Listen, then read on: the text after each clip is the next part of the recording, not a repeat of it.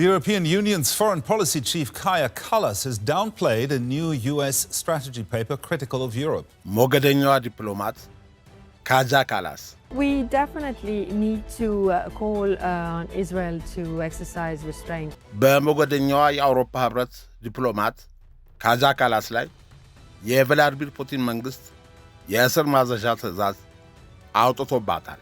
የቀድሞው የጀርመን ቻንስለር ጌርሃርድ ሽሩደር የፑቲን ሰላይ ናቸው። ካጃ ካላስ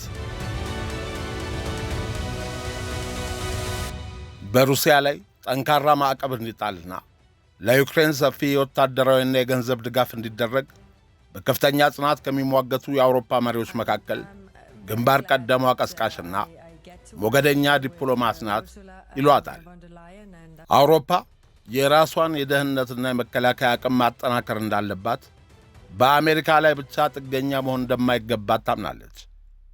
የአውሮፓ ህብረት የውጭ ጉዳይና የደህንነት ፖሊሲ ከፍተኛ ተጠሪ የሆነችው ካጃ ካላስ ቻይና፣ አሜሪካና ሩሲያ አንድነቱ የተጠበቀ ጠንካራ የሆነን የአውሮፓ ህብረት እንደማይፈልጉና ህብረቱን የመከፋፈል ፍላጎት እንዳላቸው በተደጋጋሚ በመግለጼና ጠንካራ አቋም በማራመዴ ዶናልድ ትራምፕና ማርኮ ሩቢዮ ጥርስ ነክሰውብኛል ባይናት። በሜይ 2026 በተካሄደው የሌናርት ሜሪ ኮንፈረንስ ላይ ካጃ ካላስ እንደገለጸችው እነዚህ ሦስት ታላላቅ ኃይላት አውሮፓን በተፎካካሪነት የሚመለከቱበትና ህብረቱን ለመከፋፈል የሚሹባቸው በርካታ ምክንያቶች አሏቸው። ቻይናና አሜሪካ በተለይ የዶናልድ ትራምፕ አስተዳደርና ሩሲያ የተባበረ የአውሮፓ ህብረት መኖሩን አይፈልጉም። አውሮፓ በአንድነት ስትቆም እነሱም መጋፈጥና መገዳደር የምትችል ትልቅ የዓለም አቀፍ ጂኦፖለቲካዊ ኃይል ትሆናለችና ነው። እነዚህ ኃይላት ከአንድ ጠንካራ የጋራ ህብረት ጋር ከመደራደር ይልቅ እያንዳንዱን የአውሮፓ ሀገር ለየብቻቸው እየነጠሉ የራሳቸውን ጥቅም ለማስከበር እጅግ ቀላል ስለሚሆንላቸው ነው። አሁን አውሮፓውያን በአንድነት የሚቆሙበት ወቅት ነው። የሆርሙዝ ሰርጥ መዘጋትና የኢራን የአሜሪካ ጦርነት በእኛ በአውሮፓውያን ላይ የሚያስከትለው ተጽዕኖ አነስተኛ ነው በማለት ሽንጧን ገትራ እየተከራከረች ነው። ካጃ ካላስ በአሁኑ ወቅት የአውሮፓ ህብረት የውጭ ጉዳይ ደህንነት ፖሊሲ ከፍተኛ ዲፕሎማትና የአውሮፓ ኮሚሽን ምክትል ፕሬዝዳንት ሆና እያገለገለች የምትገኝ የቀድሞ የኢስቶኒያ ጠቅላይ ሚኒስትር ናት። ከዲሴምበር 2024 ጀምሮ የአውሮፓ ህብረት ዋና ዲፕሎማት በመሆን የቀድሞውን ጆሴፕ ቦሬልን ተክታ በመስራት ላይ ትገኛለች። በዚህ ሚናዋም የአውሮፓን ህብረት የውጭ ፖሊሲ፣ የደህንነትና የመከላከያ ጉዳዮችን በበላይነት ትመራለች። ሩሲያ የአውሮፓ ህብረትን ለማዳከምና ለመከፋፈል በተደራጀ መልኩ እንደምትሠራ በጽኑ ታምናለች። ሩሲያ በአውሮፓ ላይ የምታደርገውን ወታደራዊና የሳይበር ጥቃት ለመመከት አውሮፓ መከላከያዋን ማጠናከር እንዳለባት ትሟገታለች። ቻይናን በአውሮፓ የኢኮኖሚ ሞዴልና ደህንነት ላይ የረጅም ጊዜ ስልታዊ ፈተና አድርጋ ታያታለች። ቻይና የምታከናውነውን አስገዳጅ የኢኮኖሚ ተጽዕኖ ለመቋቋም አውሮፓ የራሷን የንግድ መሳሪያዎች መጠቀም እንዳለባት በጽኑ እያሳሰበች ነው። አሜሪካ የአውሮፓ የረጅም ጊዜ ወታደራዊ አጋር ብትሆንም የአሁኑ የአሜሪካ አስተዳደር ለአውሮፓ ህብረት ጥብቅ አጋርነት ያለው ፍላጎት መቀነሱና አንዳንድ የትራምፕ አስተዳደር አካላት ለህብረቱ ባላቸው ጥላቻ አውሮፓ የግድ በራሷ አገር መቆም እንዳለባት አሳስባለች። እነዚህ ኃያላን መንግስታት የአውሮፓ ህብረትን መበተን የሚፈልጉት በአንድነት ስንቆም እጅግ ጠንካራና ከእነሱ ጋር እኩል የምንሆን በመሆናችን ነው የሚል ጠንካራ አቋም አላት። የአውሮፓ ሀገራት ከአሜሪካ፣ ቻይናና ሩሲያ ጋር ለየብቻቸው የሚያደርጉትን የሁለትዮሽ ስምምነት በመተው በህብረቱ ስር በአንድነት እንዲቆሙም ጥሪ ያቀርባለች። የአውሮፓ ህብረት ከፍተኛ ዲፕሎማት የሆነችው ካጃ ካላስ ከተለያዩ የአሜሪካና የቻይና ባለሥልጣናት ጠንካራ ትችቶችን፣ ወቀሳዎችንና ዘለፋዎችን አስተናግዳለች።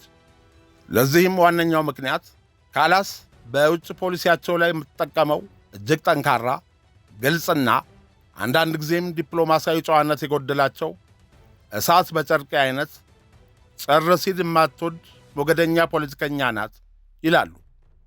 በቻይና የተካሄደውን የታላላቅ ዓለም መሪዎች ስብስብ የአምባገነኖች ስብሰባ ብላ በመጥራቷና ቻይናውያን በቴክኖሎጂ ጎበዝ ቢሆኑም በማህበራዊ ሳይንስ ግን ደካማ ናቸው የሚል እንግዳ አስተያየት በመስጠቷ የቻይና ውጭ ጉዳይ ሚኒስቴር ቃል አቀባይ ማኦኒንግና ጉኦ ጂያኩን እጅግ ጠንካራ ምላሽ ሰጥተዋታል። በአሮጌው የምዕራባውያን አስተሳሰብ የታወረ ሚዛናዊነት የጎደለውና በአይዲዮሎጂያዊ አክራሪነት የተለከፈች ናት። መሠረታዊ ታሪክ ዕውቀት የሌላት መሐይም፣ የሁለተኛውን የዓለም ጦርነት ታሪክና የቻይናን መሥዋዕትነት የማታውቅ የታሪክ ዕውቀት የጎደላት ስትል ቻይና ወቅሳታለች። በንግግሯ በአገራት መካከል ግጭትና ጠላትነትን መዝራት የሚያስችል ልክፍት ሰላምን ከመፍጠር ይልቅ ሆን ብላ ጠላትነትንና መከፋፈልን የምትሰብክ ናት። ይቺ ለአውሮፓ አትመጥንም ተብላለች። ካጃ ካላስ ዶናልድ ትራምፕና ጄዲ ቫንስ በየጊዜው የገና ፖስት ካርድ ቢልኩላትም ግንኙነታቸው ግን የወዳጅነት እንደማይመስላትና በሂደት እንዳረጋገጠች ትናገራለች። ይኸውም የትራምፕ አስተዳደር በሙኒክ የደህንነት ኮንፈረንስ ላይ ያደረጉትን ንግግር ሆን ብሎ አውሮፓን ለማበሳጨትና ግጭትን ለመቀስቀስ የተደረገ ነው ብላ የሰነዘረችው ትችት የአሜሪካ ባለሥልጣናትን አስቆጥቷል። የተለመደው የአውሮፓ ብሶት ተናጋሪነትና አልቃሻነት ምልክት ናት። የራሷንና የአውሮፓ መንግሥታት የመከላከያ ድክመት በአሜሪካ ላይ ማላከክን ምርጫው ያደረገች ወፈፌ ናት ሲሉ የአሜሪካ ባለሥልጣናት ይተቿታል። አንዳንድ የአሜሪካ ባለሥልጣናት ካላስ እንደ ዋና ዲፕሎማትነቷ ከመሥራት ይልቅ ስሜታዊነትና ነገር ቀስቃሽ፣ ነገረኛ፣ ኃይለ ቃል በመሰንዘር የአገራትን ግንኙነቶች የምታበላሽ ያልበሰለች ዲፕሎማት ናት ሲሉ ይከሷታል። የራሷ የአውሮፓ ኅብረት ዲፕሎማቶች እንኳን ሳይቀሩ ለሩሲያና ለቻይና ያላትን የተጋነነ ጥላቻ በማየት ሩሲያውያን ለቁርስ እያሰቡን ነው፣ ለምሳ እናቅርባቸው ብላ መላ አውሮፓን የሩሲያ ጠላት ለማድረግ የምትፈልግ ሴት፣ የጥላቻ ፖለቲካ አቀንቃኝ የሚል ስም ሰጥተዋታል። በእርግጥ በካጃ ካላስ ግላዊ ሕይወት ውስጥ የተከሰቱ አወዛጋቢ ጉዳዮች አሉ። ዋነኛውና ትልቁ የባለቤቷ ከሩሲያ ጋር የነበረው የንግድ ግንኙነት ሚስጥር መጋለጥ ነው። ይህን ክስተት በአውሮፓ ሚዲያዎች ዘንድ የካጃ ካላስ የንግድ ቅሌት በሚል ርዕስ በኦገስት 2023 የኢስቶኒያ ብሔራዊ ሚዲያ ኢአርአር ይፋ አደረገው። የካጃ ካላስ ባለቤት አርቮ ሃሊክ ስታርክ ሎጂስቲክስ በተባለ የጭነት ትራንስፖርት ኩባንያ ውስጥ ከፍተኛ ባለድርሻና ባለቤት ነበር። ካጃ ካላስ በአንድ በኩል በዓለም አቀፍ መድረክ ከሩሲያ ጋር የሚደረግ ማንኛውም ንግድ በአስቸኳይ መቆም አለበት፣ አንድም ሳንቲም ለፑቲን ጦርነት ማካሄጃ መዋል የለበትም በማለት በጽኑ ውስጥ ትሟገን ነበር። በሌላ በኩል ግን የራሷ ባለቤት ኩባንያ ስታርክ ሎጂስቲክስ ሩሲያ ዩክሬንን ከወረረች በኋላም እንኳ ወደ ሩሲያ የሚደረጉ የጭነት ጉዞዎችን በመቀጠል በሚሊዮን የሚቆጠር ዩሮ ገቢ ማግኘቱ ታወቀ። ይበልጥ አስደንጋጩ ሚስጥር ካጃ ካላስ ራሷ ለባለቤቷ የንግድ ድርጅት ከ350,000 ዩሮ በላይ ብድር ሰጥታ እንደነበር በፋይናንስ መግለጫዋ ላይ መገኘቱ ነው። ይህም የእሷ የግል ገንዘብ በተዘዋዋሪ ከሩሲያ ጋር ለሚደረግ ንግድ ውሏል የሚል ከፍተኛ ክስ አስከትሎባታል። ካላስ ለዚህ ጉዳይ በሰጠችው ምላሽ እኛ ቤት ውስጥ ስለ ሥራ ጉዳይ አናወራም፣ ባለቤቴ ከሩሲያ ጋር ንግድ እንደሚሠራ ያወቅኩት ከጋዜጣ ነው ስትል ክዳለች። ጉዳዩንም ተቃዋሚዎቿ ያደራጁትና ስሟን የማጠልሸት ዘመቻ አድርጋ ለማስተባበል ጥራለች። ይህ ክስተት በወቅቱ የፖለቲካ ስብዕናዋን ለከፋ ቀውስ ዳርጎት የነበረ ሲሆን የኢስቶኒያ ፕሬዝዳንት ሳይቀሩ ከሥልጣን እንድትለቅ እስከ መጠየቅ ደርሰው ነበር። ይህች አወዛጋቢና ሞገደኛ ዲፕሎማት ማን ናት? ካጃ ካላስ ጁን 18 ቀን 1977 ዓ.ም በኢስቶኒያ ዋና ከተማ ታሊን ተወለደች። ያደገችው ኢስቶኒያ በሶቪየት ኅብረት የኮሚኒስት ሩሲያ አገዛዝ ስር በነበረችበት ወቅት ነው። ገና የ6 ወር ሕፃን ሳለች ከእናቷና ከአያቷ ጋር በሳይቤሪያ የጉልበት ካምፕ ውስጥ ለ10 ዓመታት እንድትታሰር በሶቪየት ተደርጎ ነበር። ይህ የቤተሰብ ታሪክ በውስጧ ለሩሲያ ያላትን ከፍተኛ ጥላቻ እንደቀረጸው ትናገራለች። የሩሲያ መንግሥታዊ ቴሌቪዥኖች የካላስን ስም ለማጥፋት አያቷ በሁለተኛው የዓለም ጦርነት ወቅት ከናዚ ጀርመን ጋር አብሮ የሠራ ባንዳ እንደነበር የሚያሳይ ሚስጥራዊ ሰነድ አግኝተናል ብለው በሰፊው አሰራጭተው ነበር። ሆኖም ግን አያቷ ናዚዎች ኢስቶኒያን ከመቆጣጠራቸው ከ2 ዓመታት በፊት በ1939 መሞታቸው በመታወቁ ወሬው የሩሲያ ሚዲያዎች ያቀነባበሩት ፈጠራ መሆኑ ተረጋግጧል። አባቷ ሲም ካላስ የኢስቶኒያ የቀድሞ ጠቅላይ ሚኒስትር፣ የውጭ ጉዳይ ሚኒስትር፣ የአውሮፓ ኮሚሽን ምክትል ፕሬዚዳንት እንዲሁም የኢስቶኒያ ሪፎርም ፓርቲ መሥራች የነበሩ ታዋቂ የፖለቲካ ሰው ናቸው። የሁለተኛ ደረጃ ትምህርቷን ታሊን በሚገኘው ሊሊክዩላ ትምህርት ቤት በ1995 ካጠናቀቀች በኋላ በዩኒቨርሲቲ ኦፍ ታርቱ ትምህርቷን ቀጥላ በ1999 ዓ.ም በሕግ የመጀመሪያ ዲግሪዋን አግኝታለች። ወደ ፖለቲካው ከመግባቷ በፊት ስኬታማ የሕግ ባለሙያና ጠበቃ ለመሆን የቻለችው ካጃ ካላስ በ2010 ከኢስቶኒያ ቢዝነስ ትምህርት ቤት በኢኮኖሚክስ የማስተርስ ዲግሪዋን አግኝታለች። በ2011 የአባቷን ፈለግ በመከተል የኢስቶኒያ ሪፎርም ፓርቲን ተቀላቀለች። በዚሁ ዓመት በተደረገው ምርጫ ለኢስቶኒያ ፓርላማ አባልነት የተመረጠች ሲሆን የኢኮኖሚ ጉዳዮች ኮሚቴ ሰብሳቢም ነበረች። በ2014 የአውሮፓ ፓርላማ ኤምኢፒ አባል ሆና ተመረጠች።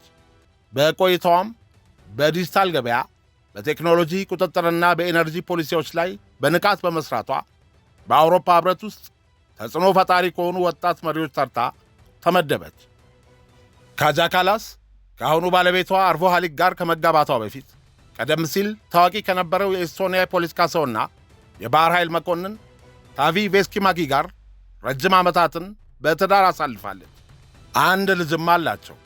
ከአሁኑ ትዳሯ ደግሞ የ2 ልጆች የእንጀራ እናት ናት። በጃንዋሪ 26 ቀን 2021 ዓ.ም ካጃ ካላስ የኢስቶኒያ የመጀመሪያዋ ሴት ጠቅላይ ሚኒስትር በመሆን ታሪክ ሠራች።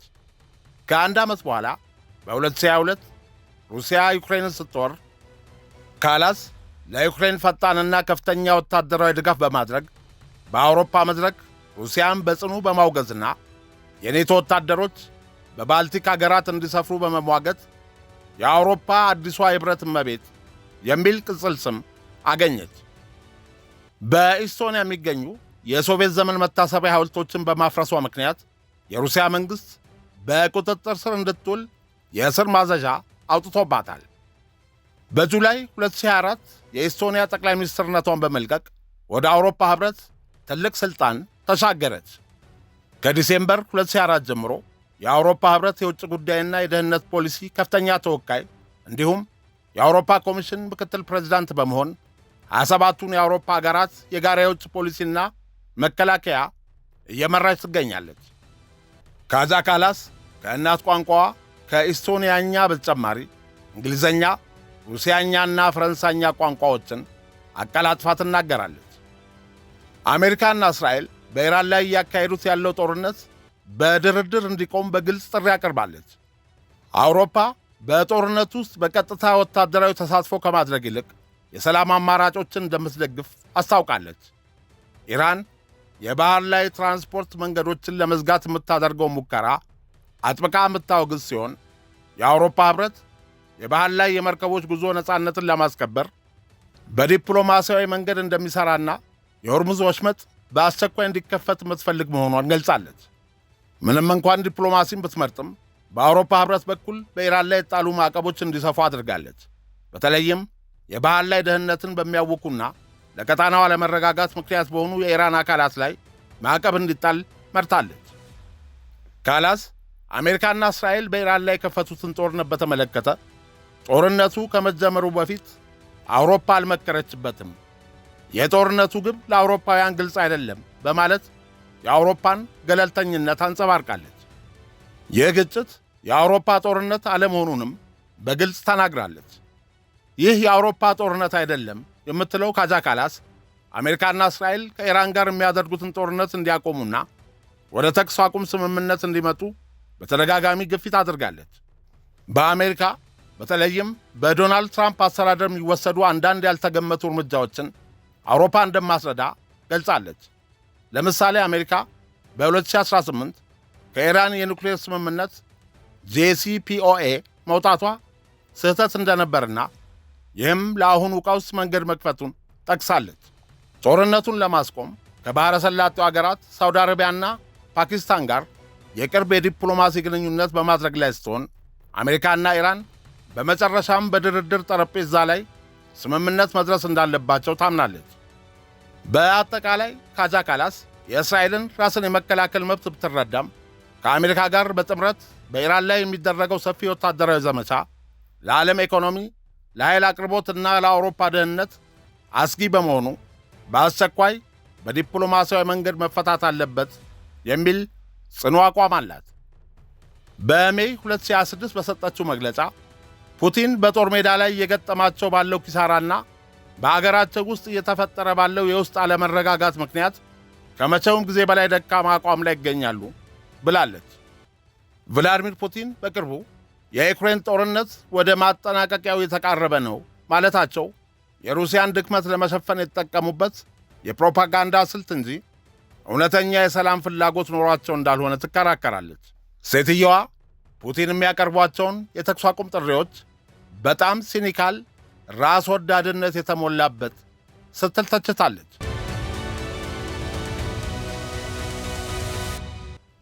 ሩሲያ የተኩስ አቁም የምትፈልገው ጦርነቱን ለማቆም ሳይሆን ሰራዊቷን መልሳ ለማደራጀትና በዩክሬን ላይ የከፈተችውን ከፍተኛ የጦርነት ግብ ለማሳካት ጊዜ ለማግኘት ብቻ እንደሆነ ታምናለች። ቭላዲሚር ፑቲን የቀድሞውን የጀርመን ቻንስለር ጌርሃርድ ሽሩደርን በሩሲያና በአውሮፓ መካከል አገናኝ እንዲሆኑ ያቀረቡትን ሐሳብ ሽሩደር ለሩሲያ መንግሥት ኩባንያዎች ሲሟገቱ የነበሩ በመሆናቸው ፑቲን እሳቸውን የፈለጓቸው በሁለቱም የድርድር ጠረጴዛዎች ላይ የራሳቸውን ሰው ለማስቀመጥ ስለፈለጉ ነው በማለት ውድቅ አድርገዋለች። ካላስ ፑቲን በጉልበት ካልተገቱ በስተቀር በራሳቸው ፍላጎት አይቆሙም የሚል ጽኑ እምነት አላት። ስለዚህ አውሮፓ ለዩክሬን የምታደርገውን የጦር መሳሪያ ድጋፍ በተለይም የአየር መከላከያ ሚሳይሎችና የገንዘብ ድጋፎችን በከፍተኛ ሁኔታ እንድታሳድግ ግፊት እያደረገች ነው። ለዩክሬን ድጋፍ ማድረግ ለበጎ አድራጎት ሳይሆን የፑቲንን መስፋፋት በመግታት የአውሮፓን የረጅም ጊዜ ደህንነት ለመጠበቅ የሚደረግ ኢንቨስትመንት መሆኑን ትገልጻለች። ፑቲን በቁም ነገር የሚረዱትና የሚፈሩት ነገር ቢኖር ጠንካራ የኢኮኖሚ ማዕቀብን ብቻ እንደሆነም ታምናለች። በዚህም ምክንያት በአሁኑ ወቅት ሩሲያን ይበልጥ የሚያዳክም 19ኛውን የአውሮፓ ኅብረት የማዕቀብ ፓኬጅ ለማጽደቅ እየሠራች ትገኛለች። ፑቲን ከቻይናና ከአሜሪካው ትራምፕ አስተዳደር ጋር አውሮፓን ነጣጥለው ለመምታት እንደሚፈልጉ ትገልጻለች። የአውሮፓ ሀገራት ከሩሲያ ጋር በተናጥል ድርድር ከማድረግ ተቆጥበው በኅብረቱ ጥላ ስር በአንድነት መቆም እንዳለባቸውም ታስጠነቅቃለች። በአጠቃላይ ካጃ ካላስ ፑቲንን እንደ ዋና የአውሮፓ ደህንነት ስጋት አድርጋ የምትመለከታቸው ሲሆን እሳቸውን መጋፈጥ የሚቻለው በዲፕሎማሲያዊ ልምሻ ሳይሆን በጠንካራ ወታደራዊ ድጋፍና በኢኮኖሚ ማዕቀብ ብቻ ነው የሚል ጠንካራ አቋም አላት። በእስራኤል ጠቅላይ ሚኒስትር ቤንያሚን ኔታንያሁና በመንግሥታቸው ላይ ያላት አቋም በጣም የተወጠረ የተገደበና ከፍተኛ ትችት ያለበት ነው። ካላስ የእስራኤልን ራስን የመከላከል መብት ብትቀበልም የኔታንያሁ የጦርነት ስልትና የፖለቲካ ውሳኔዎች ግን ዓለም አቀፍ ሕግን የጣሱ ሰላምን የሚያርቁ ናቸው ብላ ታምናለች። እስራኤል ራሷን የመከላከል መብት አላት። ነገር ግን ኔታንያሁና መንግሥታቸው አሁን ላይ በጣም መስመር አልፈዋል።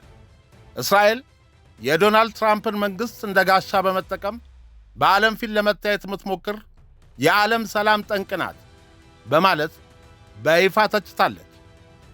በኔታንያሁ ትዕዛዝ በጋዛና በሊባኖስ የሚካሄደው ወታደራዊ ዘመቻ ከፍተኛ ቁጥር ያላቸው ንጹሐን ዜጎች እንዲሞቱ ማድረጉ ፍጹም ተቀባይነት እንደሌለው በግልጽ ያስቀመጠችው ካጃ ካላስ በእሷ መሪነት የአውሮፓ ኅብረት የውጭ ጉዳይ ሚኒስትሮች በዌስት ባንክ ፍልስጤማውያን ላይ ጥቃት በሚፈጽሙ አክራሪ እስራኤላውያን ሰፋሪዎችና በድርጅቶቻቸው ላይ ጠንካራ ማዕቀብ ጥለዋል።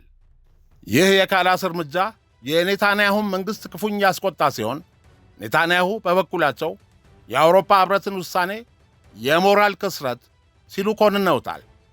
ካላስ ግን ለጽንፈኝነትና ጥቃት ዋጋ መከፈል አለበት በማለት በኔታንያሁ መንግሥት በሚደገፉ ሰፋሪዎች ላይ ማዕቀብ መጣላቸውን ተከላክላለች። የኔታንያሁን እስራኤል ከጦርነቱ በኋላ ጋዛን ሙሉ በሙሉ በቁጥጥሯ ስር ለማድረግ የምትፈልገውን እቅድ ካላስ በጥብቅ ትቃወማለች።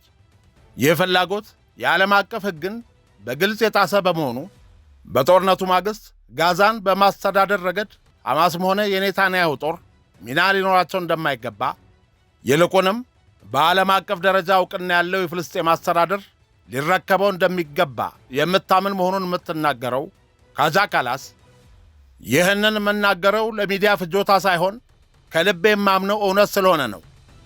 ዓለማችን ይህንን እውን ማድረግ ያልቻለችበት ተጨባጭ የዴሞክራሲና የሰብአዊ መብቶች እንዲከበሩ የሚደረጉ እንቅስቃሴዎች እንደ ግመል ሽንት ወደ ኋላ የሚሄዱበት ምስጢር አካል ነው በማለት በጽኑ ተትሰዋለች።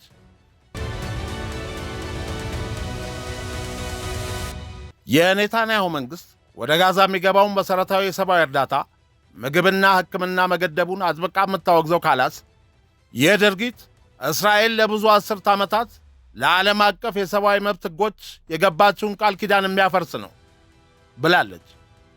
የእስራኤል ጠቅላይ ሚኒስትር ቤንያሚን ኔታንያሁ ነፃ የፍልስጤም መንግሥት የመመስረቱን ሐሳብ ሙሉ በሙሉ ውድቅ ቢያደርጉትም ካጃ ካላስ ግን ለመካከለኛው ምስራቅ ዘላቂ ሰላም ብቸኛው አማራጭ የእስራኤልና የፍልስጤም ጎን ለጎን በሰላም መኖር ወይም ቱ ስቴት ሶሉሽን ብቻ እንደሆነ በቅርቡ በተደረጉ ዲፕሎማሲያዊ ስብሰባዎች ላይ በተደጋጋሚ አስምራበታለች። ሞገደኛና ወዛጋቢ እንደሆነች የሚነገርላት ካጃ ካላስ ለኔታንያሁ መንግሥት ጥብቅ የፖለቲካ ግፊት እያደረገች ሲሆን እስራኤል ለዓለም አቀፍ ሕግ እንድትገዛና ኔታንያሁ ጦርነቱን አቁመው ወደ ተኩስ አቁም ስምምነት እንዲመጡ በግንባር ቀደምትነት ከሚሟገቱ ምዕራባውያን መሪዎች አንዷ ናት። ስለ ፍልስጤማውያንና ስለ ፍልስጤም ጥያቄ ያላት አቋም በሰብአዊ መብቶች መከበር፣ በዓለም አቀፍ ሕግ የበላይነትና በሁለት አገራት ምስረታ ቱ ስቴት ሶሉሽን ላይ ተመሠረተ ነው። ካላስ የፍልስጤም ሕዝብ የራሱ ነፃ መንግሥት ሊኖረው እንደሚገባ በጽኑ ታምናለች። እንደ አውሮፓ ከፍተኛ ዲፕሎማትነቷ ለመካከለኛው ምስራቅ ቀውስ ብቸኛውና ዘላቂው መፍትሔ እስራኤልና ፍልስጤም ሁለቱም እርስ በርስ ተለይተው የየራሳቸው ሉዓላዊ መንግሥት ኖሯቸው በሰላምና በደህንነት ጎን ለጎን መኖርና ፍልስጤማውያን የራሳቸውን አገር የመመስረት ታሪካዊና ሕጋዊ መብት እንዳላቸው በተደጋጋሚ ገልጻለች። ካላስ የፍልስጤምን ሕዝብና ሐማስን ነጣጥሎ መመልከት አስፈላጊ መሆኑን ታምናለች። ሐማስን በአሸባሪነት ብትፈርጀውም የፍልስጤም ሕዝብ ግን የዚህ አሸባሪ ቡድን ሰለባ መሆኑንና የሕዝቡ ሰብአዊ መብትና የነጻነት ጥያቄ ተገቢው ምላሽ ማግኘት እንዳለበት ትከራከራለች። በአጠቃላይ ፍልስጤማውያን ከአምባገንነትና ከጦርነት ነፃ የሆነ በዓለም አቀፍ ሕግ የተከበረ ሉዓላዊ መንግሥት የማግኘት መብታቸው ሊረጋገጥ ይገባል። ይህን ሁሉም የአውሮፓ ኅብረት አባል መንግሥታት ሊያራምዱትና ተፈጻሚ ሊያደርጉት ይገባል የሚል የግል ጠንካራ ዲፕሎማሲያዊ አቋም አላት።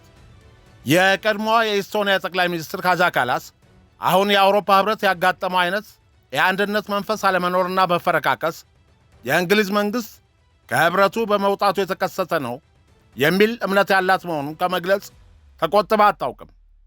50ኛ የልደት በዓሏን ባለፈው ሴፕቴምበር ያከበረችው ካጃ ካላስ የኢስቶኒያ ጠቅላይ ሚኒስትር በነበረችበት ወቅት እንግሊዝ በባልቲክ ባህር ቀጠና በኢስቶኒያ የታፓ ወታደራዊ ካምፕ የሚገኘውን የኔቶ የጦር ኃይል የምትመራ ዋና አገር በመሆኗ ግንኙነታቸው የላቀ ነበር። የቀድሞዎቹ የእንግሊዝ ጠቅላይ ሚኒስትሮች ቦሪስ ጆንሰንና ሪቪ ሱናክ ወደ ኢስቶኒያ በመጓዝ በአገሪቱ በነበራቸው ቆይታ ከጠቅላይ ሚኒስትሮቹ ጋር በመሆን የኔቶን የጦር ሰፈሮች ጎብኝታለች። በወቅቱ የእንግሊዝ ኢስቶኒያ የቴክኖሎጂና የመከላከያ አጋርነት ስምምነቶችን በጋራ ተፈራርማለች። በወቅቱ በተለያዩ ጊዜያት ኢስቶኒያን የጎበኙት የእንግሊዝ ጠቅላይ ሚኒስትሮችን እንግሊዝ ከአውሮፓ ኅብረት መውጣቷንና ብሬግዚት የተባለውን የውጭ ጉዳይ ፖሊሲ በተደጋጋሚ በማውገዝ እንግሊዝ ወደ አውሮፓ ኅብረት ተመልሳ መግባት ነበረባት፣ መውጣቷ እጅግ የሚያሳዝን ነው በማለት ለአገሪቱ ያላትን ከፍተኛ ክብርና ፍቅር በግልጽ ተናግራለች። ይህንን ውሳኔያቸውን ይቀይሩ ዘንድም በይፋ ጥሪ አድርጋላቸዋለች። ካጃ ካላስ የኢስቶኒያ ጠቅላይ ሚኒስትርነት ሥልጣኗን በመልቀቅ የአውሮፓ ኅብረት ከፍተኛ ዲፕሎማት የውጭ ጉዳይ ፖሊሲ መሪ ሆና ከሾመች በኋላ በኦክቶበር 2025 ወደ ለንደን በመጓዝ የመጀመሪያውን የውጭ አገር ጉብኝት አድርጋለች።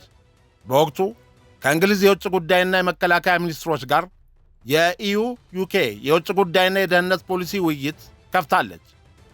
በማርች 2005 ለአውሮፓ ህብረት አምባሳደሮች ባደረገችው ንግግር እንግሊዝ ምንም እንኳን የህብረቱ አባል ባትሆንም በአውሮፓ መከላከያ ዙሪያ ከህብረቱ ጋር እጅግ የጠበቀ የጋራ ሥራ መስራት እንዳለባት በጽኑ ተሟግታለች። እንግሊዝ ከአውሮፓ መከላከያ ውጭ አይደለችም በማለት በአውሮፓ መከላከያ ማዕቀፍ ስር እንግሊዝ እስከ 35% በሚደርሱ የጋራ የመከላከያ ስምምነቶች ላይ በቀጥታ መሳተፍ እንደምትችል በመግለጽ ጥብቅ አጋርነቷን አሳይታለች።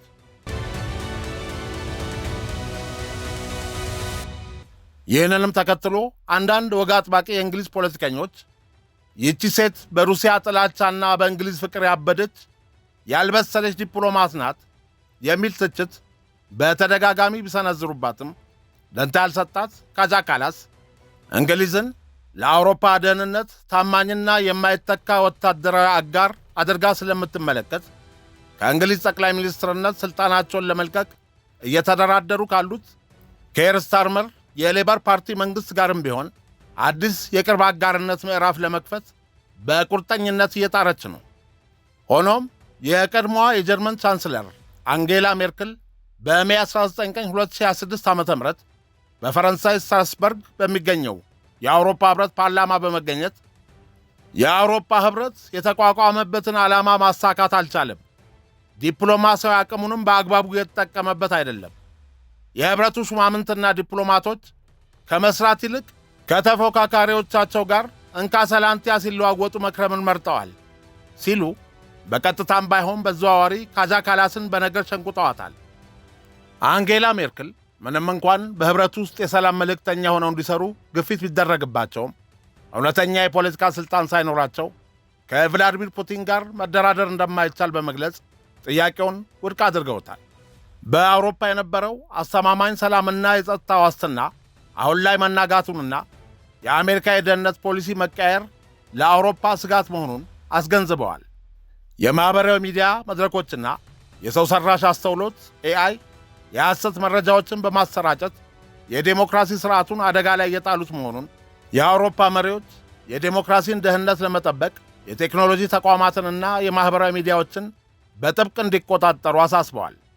አንጌላ ሜርክል ይህንን መሰል ትችት ሲሰነዝሩ ከፊት ለፊታቸው ተቀምጣ የነበረችው ሞገደኛዋ ካጃ ካላስ ይህች አሮጊት ምንም ነገር ሳልናገራት ላይ የትችት ናዳ ታወርድብኛለች እንዴ ብላ ሥነ ሥርዓቱን በንዴት አቋርጣ መውጣቷ በስትራስበርግ የአውሮፓ ፓርላማ ሕንፃ ኮሪደሮችና ካፌዎች ላይ መነጋገሪያ አድርጓታል። ጭር ሲል አልወድም አይነት